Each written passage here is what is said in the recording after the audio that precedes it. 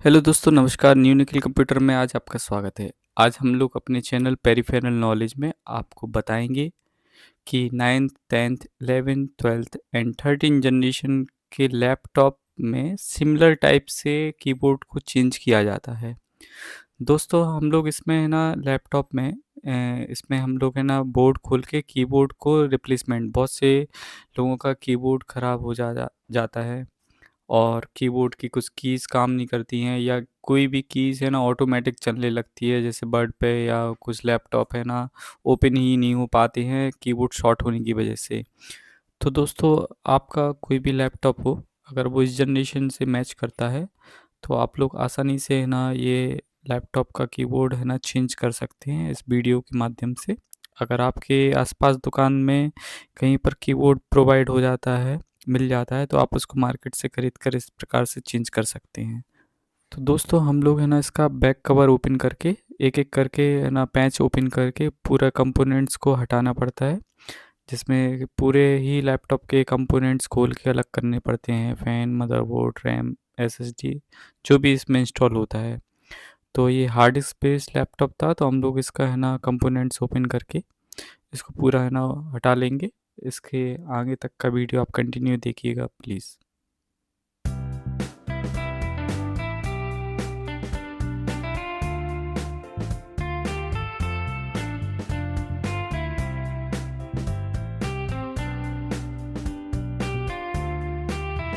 दोस्तों, हम इसमें कुछ कंपोनेंट्स खोलने के बाद स्क्रीन की हिंजेस ओपन कर लेते हैं और है ना ओपन करने के बाद स्क्रीन को अलग कर देना चाहिए, जिससे क्योंकि कुछ है ना स्क्रीन डैमेज ना हो। तो अब इसके बाद हम लोग कंटिन्यू पूरे पार्ट्स को ओपन करेंगे।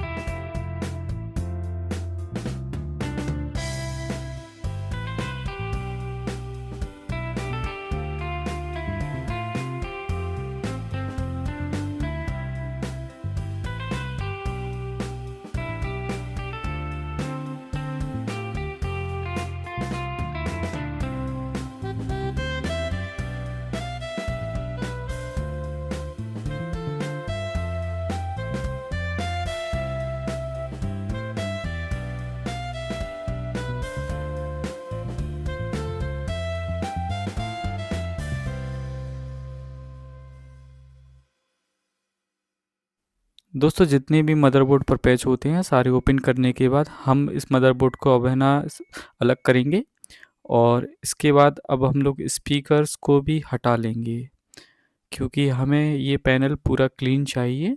अब इसमें आप लोग देख पा रहे होंगे जो नीचे स्टील का एक है ना प्लेट लगा हुआ है, इसको हम लोगों को कट करना होता है।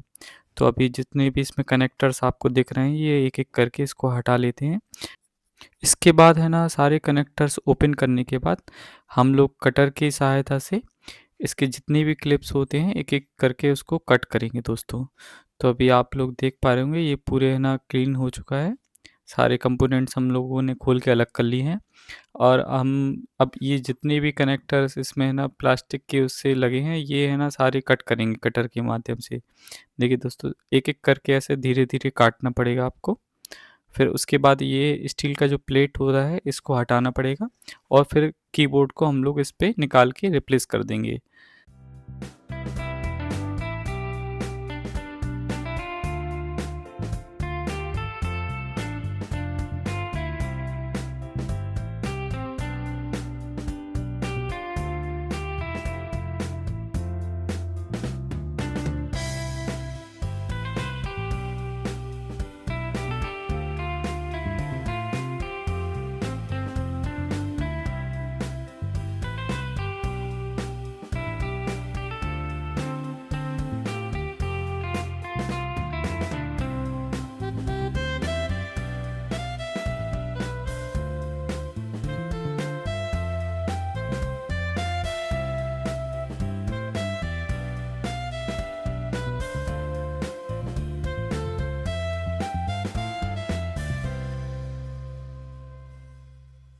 सारी नोब्स को कटर के माध्यम से हटाने के बाद दोस्तों हम इसमें इसकी जो स्टील की प्लेट्स है, इसको पेंच के माध्यम से आराम से हटाना होता है और इसमें एक सावधानी ज़रूर रखनी है कि प्लेट्स को हटाने के टाइम पे कोई प्लेट्स पे जोर ना लगाया जाए, जिससे प्लेट्स है ना टेढ़ी हो सकती है।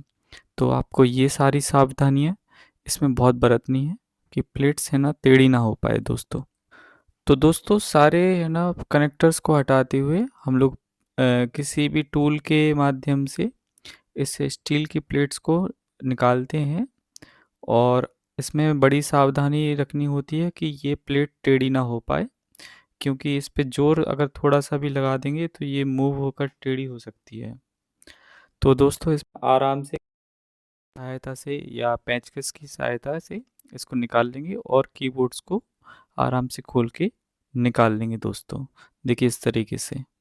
फिर हम लोग दूसरा कीबोर्ड्स इस पे रखकर इस प्लेट्स को वापस उसी जगह पर लगाएँगे और पुश करते जाएँगे। सारे कनेक्टर्स को वापस से जोड़ना भी होता है। अब दोस्तों इसको अच्छी तरीके से रख लेने के बाद हम लोग चेक कर लेंगे। फिर एक-एक कनेक्टर्स को सोल्डरिंग आयरन की सहायता से जोड़ लेंगे। उसको है ना इस गरम आयरन से हम इसको है ना एक-एक करके पुश करके दबाते हुए इसको सारे कनेक्टर्स को जोड़ देना है। दोस्तों इसी तरीके से वीडियो में देखिए आप।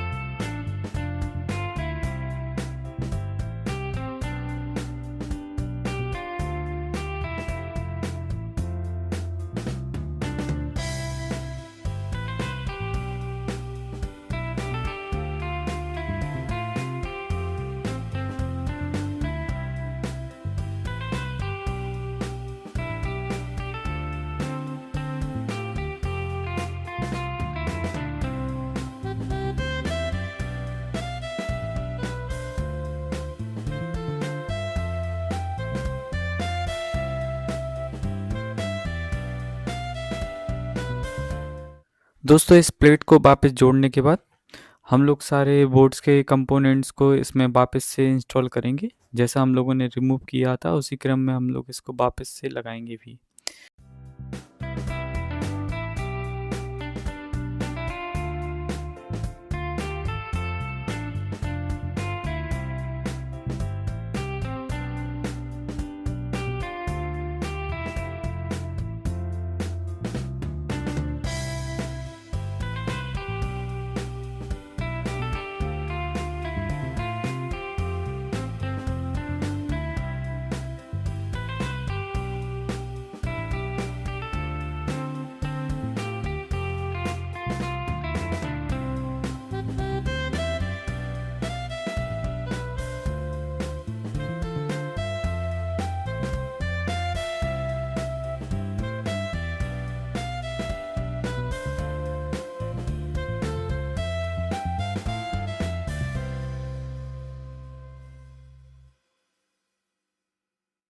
दोस्तों सभी कंपोनेंट्स को हम लोगों को सावधानीपूर्वक है ना सारा है ना इंस्टॉल कर देना है और सारे पैचेस को हम लोग है ना वापस से लगा देंगे, जितने भी हम लोगों ने ओपन किए हुए थे। और सारे कनेक्टर्स को, चाहे वो टच पैड हो, चाहे यूएसबी कनेक्टर हो, चाहे हार्ड डिस्क कनेक्टर हो, सारे कनेक्टर्स को मदरबोर्ड से जोड़ना है।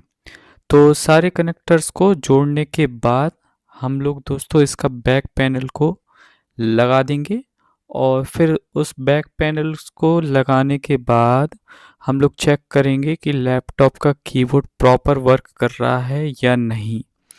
तो दोस्तों कंटिन्यू वीडियो में बने रहिए। अब हम लोग सारे है ना पेच को है ना वापस से कस रहे हैं। दोस्तों सारे पेच को लगाने के बाद हम लोग है ना अब बैक पैनल को है ना वापस से लगाएंगे और ध्यान से डिस्प्ले को भी अभी कनेक्ट करना है और डिस्प्ले को भी अभी वापस से हिंज के साथ में जोड़ेंगे।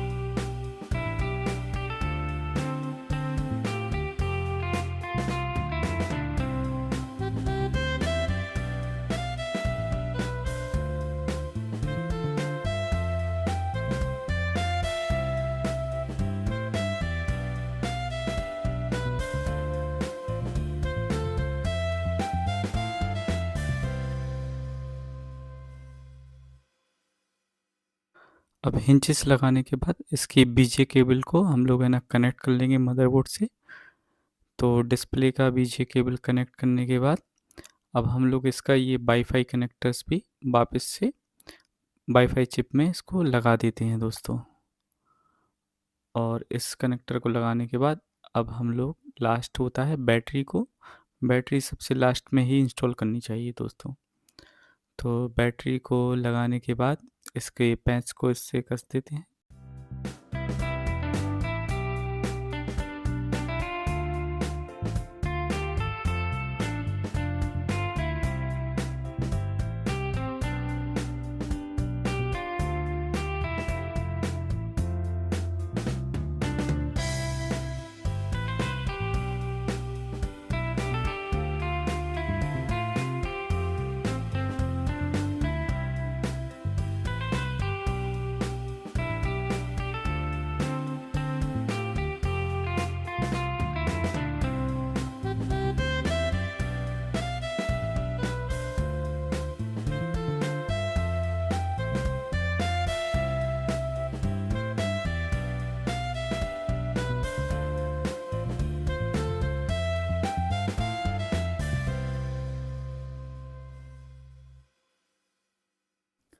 दोस्तों सारे पैच लगाने के बाद बैक पैनल को हम लोग अच्छी तरीके से बंद कर लेंगे और फिर इस बैक पैनल के भी पैच है ना लगा देंगे हम लोग वापस से।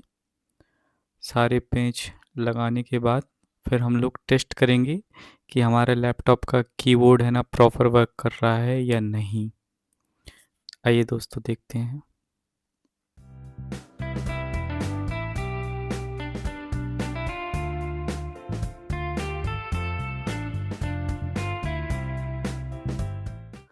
दोस्तों लैपटॉप के बैक पैनल को अच्छे तरीके से बंद करने के बाद हम लोग चेक करेंगे वो अच्छे से इंस्टॉल हुआ है कि नहीं।